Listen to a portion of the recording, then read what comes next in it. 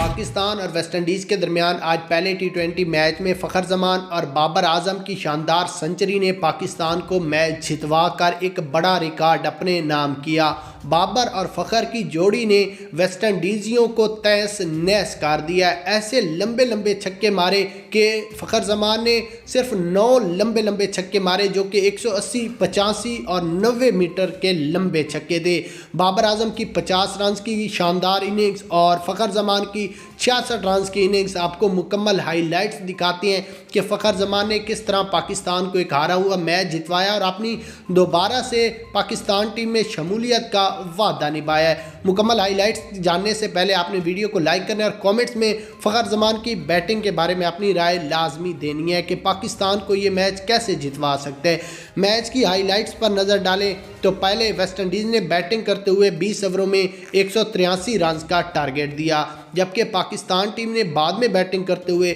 19.2 اووروں میں 184 رنز بنا کر یہ میچ ون کیا، جس میں اگر بات کر لیں فخر زمان انہوں نے 66 رنز بنائے، بابر اعظم نے 51 رنز، جبکہ محمد رضوان نے صرف 31 رنز، عثمان خان 9۔ اس کے بعد فخر زمان نے اپنے پہلے ہی میچ میں پاکستان کو جتوا کر ایک اہم ریکارڈ بھی قائم کیا اور اس کے بعد چیمپئن ٹرافی میں بھی فخر زمان اور بابر اعظم کی جوڑی نے تباہی مچانی ہے۔ اگر آپ بھی فخر کے فین ہیں تو ویڈیو کو شیئر کریں۔